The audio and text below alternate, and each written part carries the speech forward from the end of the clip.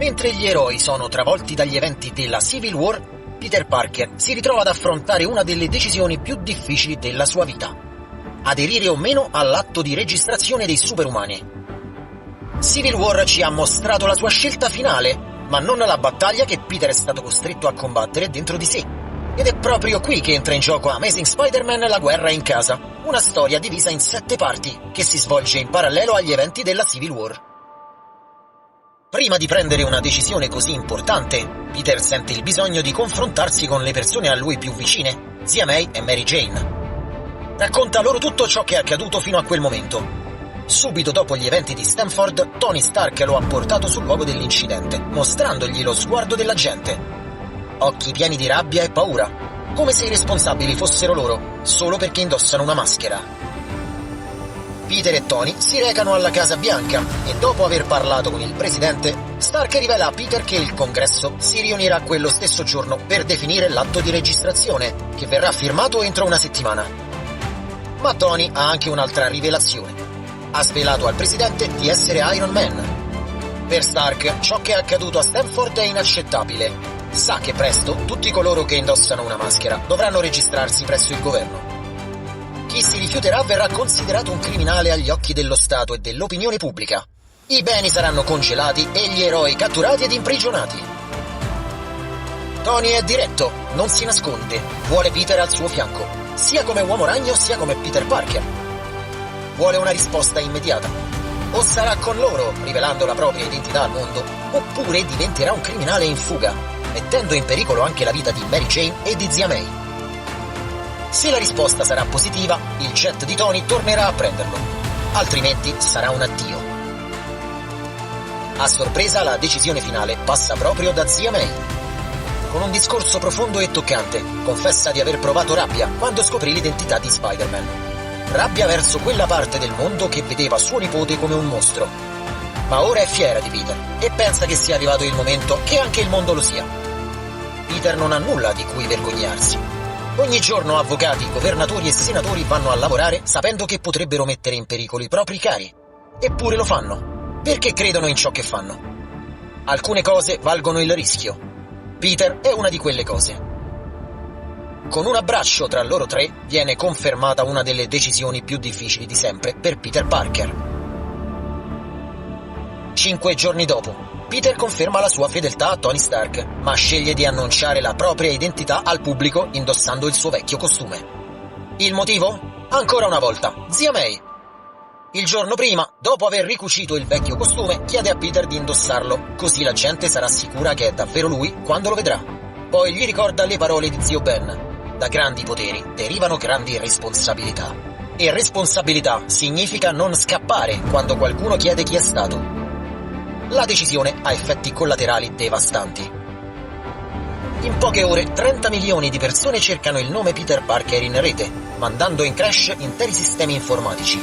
All'esterno della conferenza stampa lo attende una folla inferocita di manifestanti, pronta ad insultarlo. Anche J. Jonah Jameson si sente profondamente tradito. Accusa Peter di frode e gli intenta una causa, chiedendo indietro il denaro delle fotografie più i danni, per un totale di 5 milioni di dollari. Ma i problemi legali e il giudizio della folla si rivelano presto il male minore. Ora, grazie ai notiziari, tutti i suoi nemici più pericolosi conoscono la sua vera identità. Peter comprende davvero la portata delle sue azioni quando, durante una conferenza stampa, Tony Stark annuncia di aver compilato una lista di 137 supereroi, di cui ha scoperto l'identità.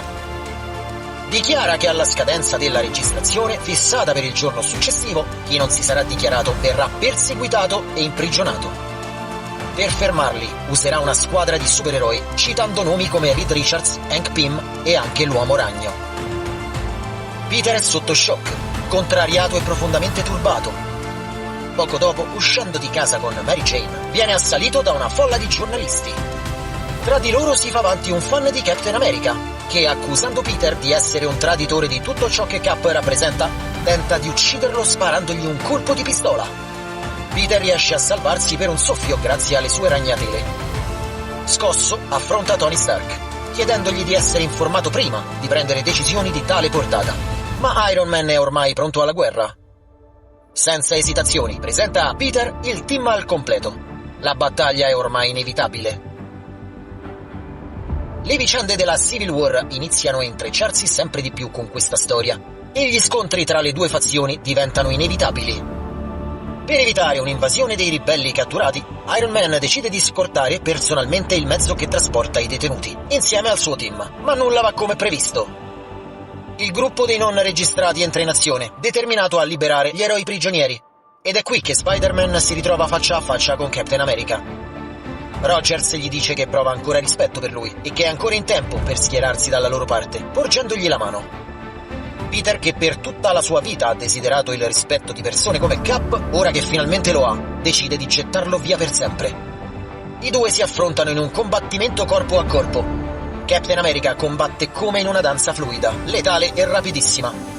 Spider-Man però ricorda di avere un'arma per contrastare i colpi dello scudo, le sue ragnatele.